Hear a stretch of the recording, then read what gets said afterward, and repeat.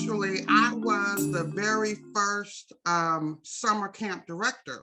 And so we were doing things with the summer camp and thought we were doing our thing.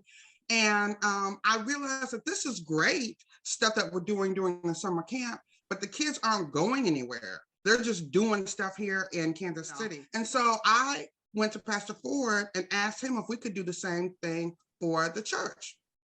Well, knowing our beloved pastor, first he laughed at me and he said, they have AAU for basketball, but they don't do AAU for track. And I said, yes, they do. So I kept on putting in little seeds. And then finally one day he said, you know, maybe we should try that track thing. So Pastor Ford said, I'm going to trust you, daughter. And so if you want to do it, go ahead and try it. And that's literally how it got started. Well, the very first year that we did it, it was called the Second Missionary Baptist Church Track Club, because back then AAU had two different divisions. You could be a track club or you could be a track team. And so I wanted us to be a team, but they said that since it was called Second Missionary Baptist Church, we were a church and we couldn't be a team. And here I go, bitty bopping in. I think I was about 23, 24 years old. They said, we don't allow churches. And I said, I've been looking through all these papers and all these books, and I don't see anything that says that you cannot allow a church. I think I'm going to go to Channel 5, Channel 4, Channel 41. They're like, okay. Don't you know, we were a team from that point on. So then Pastor Ford said, well, we need another name. So I came up with a different name. Then Pastor Ford said, I have a name, the Windsteppers. So then we became Windsteppers. It started from there, and we were going to nationals. Pastor Ford, I finally got Pastor Ford to come to a meet because he said, what's this all about? So he and Sister Ford came to the regionals. And then he had these white tube socks all the way up to his knees. Y'all, we had to help him out. He was a great sport about everything. And then that year he went with us to the nationals. And when he saw that it was a whole junior Olympics with all the sports, not just one sport, from then on, we had buy-in. And I don't know how many people have received track scholarships and were able to extend their education and better their lives, just so that we could have something for these kids to do and a positive learning experience during the summer. So and I'm just so thankful that Pastor Ford trusted me to go ahead and go forth with this vision that I had. With that being said, he came to me after Dwayne had said that he wanted to go into a different direction. So when Dr. Ford approached me initially, I was like, I don't know about all that, dude.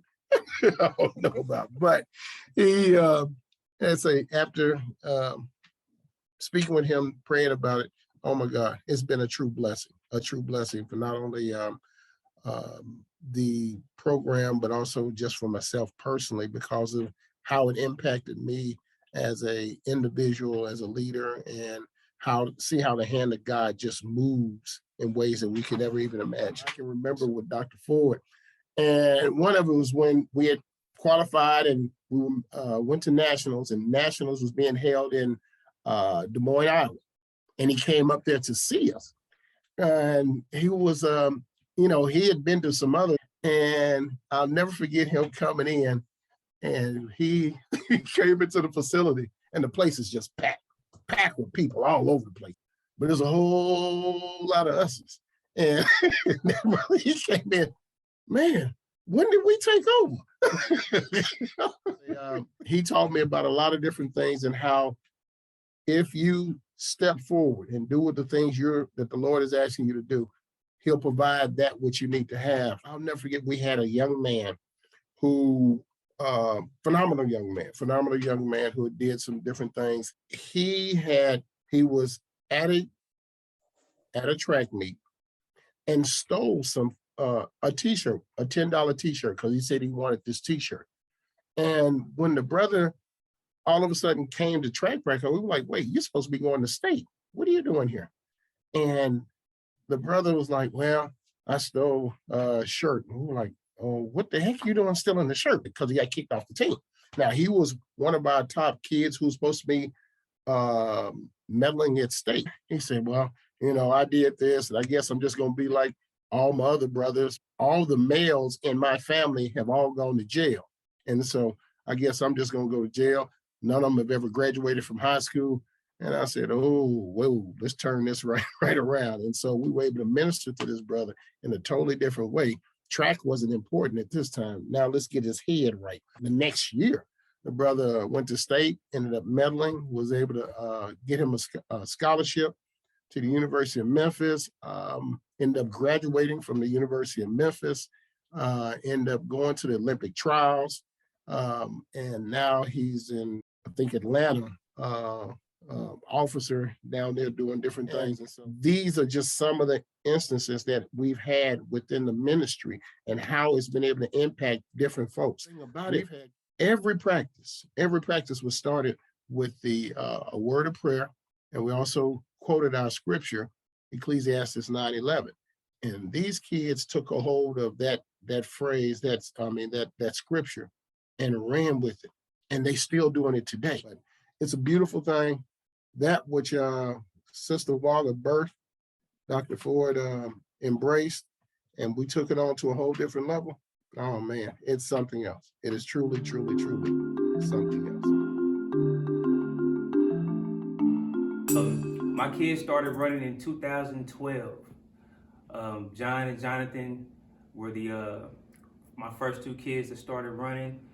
Blow used to always tell all the parents to stay away from the track because they were a distraction to the kids, but I would always sneak down to the track and get as close as possible to the kids, and I would learn their names, and I started to see how they practice, and then I would go home and I would study so I could try to help. Well, eventually, about 4 years later, I started helping coaching, and I can recall a meeting that we had with Coach Blow, and we had a meeting, and during that meeting, that's when Coach Blow said that he was stepping down as commissioner, and he was putting me in place, which was a shock to me because he didn't discuss that with me before. But that's how I got into actually involved with the Windsteppers and actually being. And I learned everything, how I do it is how I saw Coach Blow do it. He's like my mentor. He's like my dad. I love him. And basically I took what he did and I added a few things to it. But I like to empower my coaches to come up with their own as far as practice. I want everybody to feel comfortable. And also I want them to learn and to teach them. And that's how I became in the position to be the head coach, is that Blow constantly was teaching me and constantly had me doing things and letting me do things and try things out. And so I do the same things with the coaches that I'm blessed to be able to work with as well this season. Last year, we went down to Houston. We qualified. We took 24 kids down. We came back with 5 All-Americans and 1 national champion. And so we just basically want to build on that momentum. When I first started with the Windsteppers, I don't like to be out in front. I don't like to talk in front of a lot of people or whatnot. And it's funny how being over the Windsteppers and being the commissioner of Windsteppers has actually helped me with that aspect. Every meeting that we have, I'm praying in front of all of our parents as well as our coaches, and it's just helped me to get over that hurdle. It's also helped my kids, and it's brought us closer. This just really gives me an opportunity to be able to work with them, and also to be a positive influence on other kids as well. I think that it's taught us mental toughness as well as physical toughness. What I also realize is that it's more than just coaching a sport. I'm also a counselor. I'm also a friend. I'm also somebody that's there for whatever situation that these kids might be coming into or leaving from as they're coming to practice. You never know what a kid might be going throughout the day. And I've had some situations come about. Those situations have, again, matured me and helped me to be the best leader that I can for the Windsteppers. I thank Pastor Ford for getting this whole thing started, Sister Kim Waller, Dwayne Ford, and Pastor Blow for everything that they poured into this program. Pastor Ford has poured a lot into Pastor Blow. In return, he poured that into me. And it's just been, it was kind of indirect, but it taught me a lot of things that I didn't know growing up in a single family household.